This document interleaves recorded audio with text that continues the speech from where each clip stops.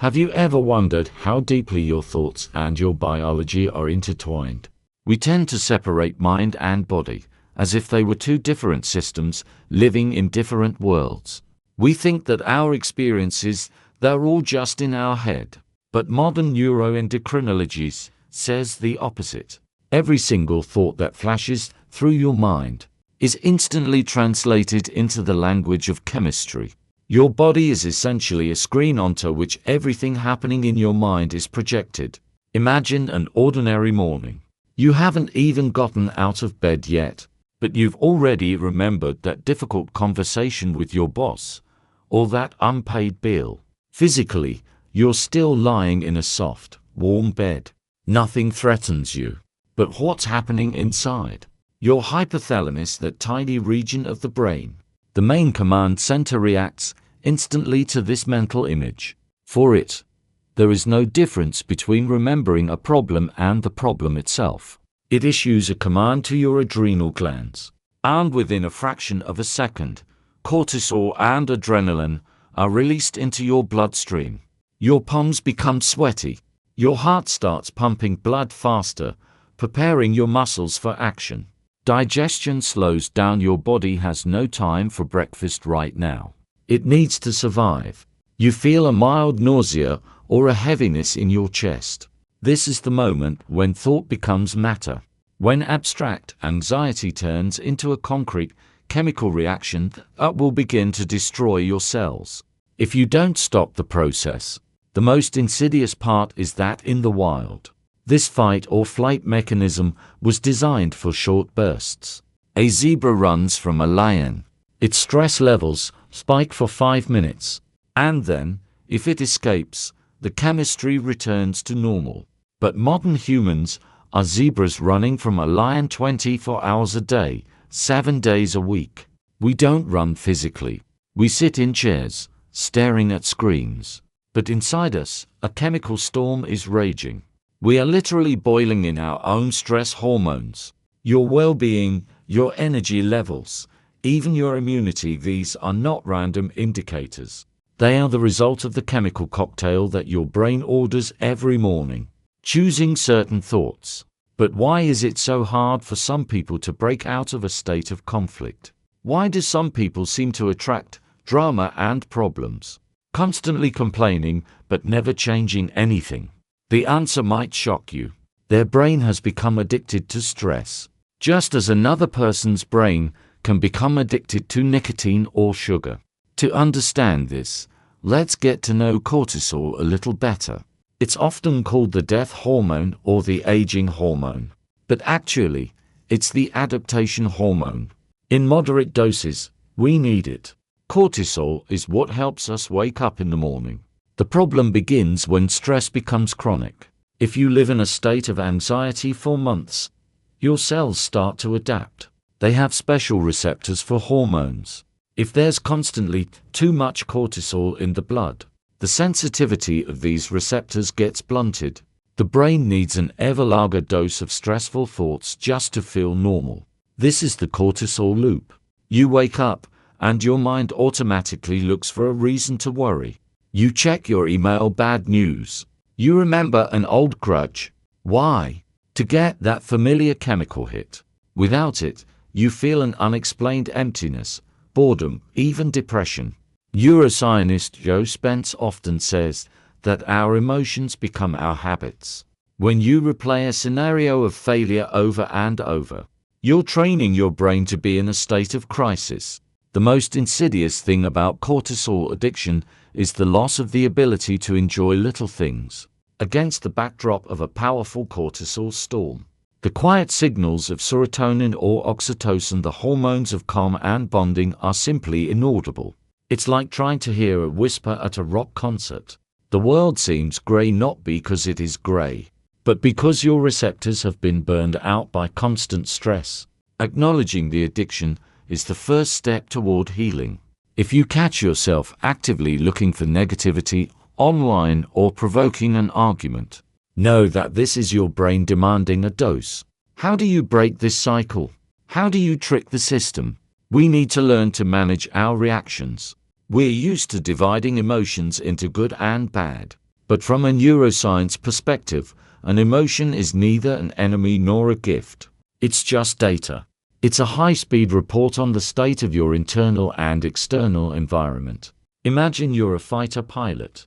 A red light comes on your dashboard. It's stupid to get angry at the light bulb. Even stupider to cover it with duct tape. The only right path is to understand which system it's signaling. When you feel a sudden surge of rage or suffocating fear, your amygdala takes over. This tiny region responsible for safety blocks your rational part.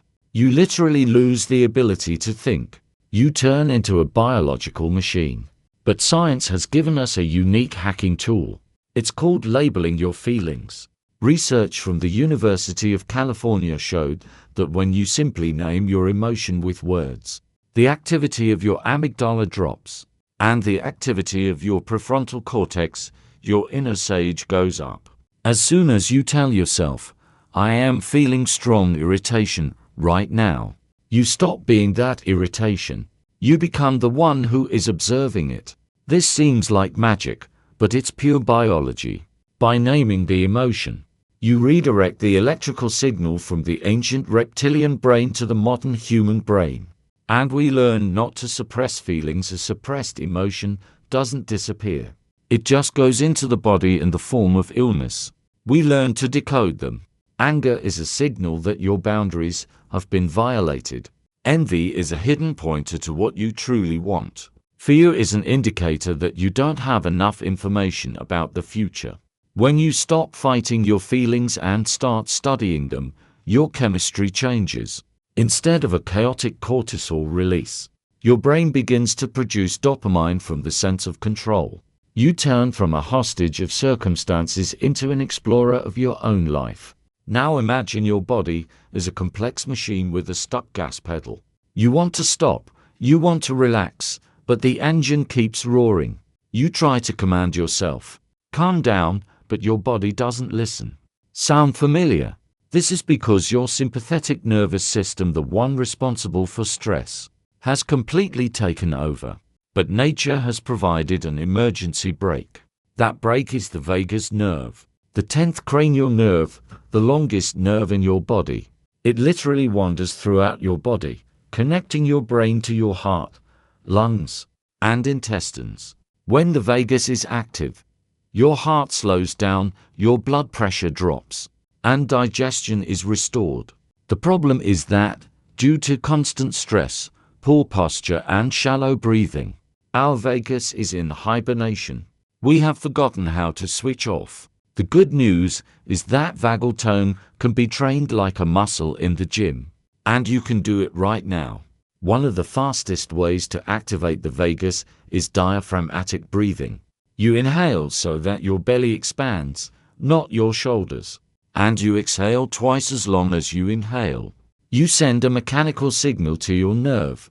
We are safe. The brain receives this signal and forcibly puts out the cortisol fire. Another way is to stimulate the receptors in the neck and throat area. Simply gargling with water, singing, or even humming creates vibrations that physically stimulate the vagus nerve. This isn't psychology, it's pure mechanics. You are literally pressing on the nerve, forcing it to release acetylcholine, your body's natural tranquilizer. The ability to activate the vagus nerve is biohacking in its truest sense. Instead of fighting with your thoughts, you work directly with the wiring through which those thoughts travel. When you regain control over your body, your mind follows. Now for the most important conclusion.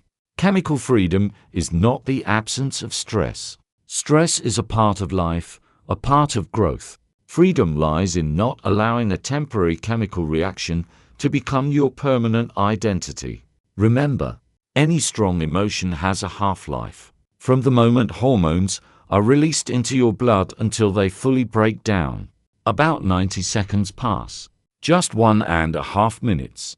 Everything that happens after those 90 seconds is the result of your choice. If you're still angry an hour after a conflict, it means that you're using your own thoughts to trigger new cycles of cortisol release. You are feeding the fire yourself. Mindfulness is that pause between the stimulus.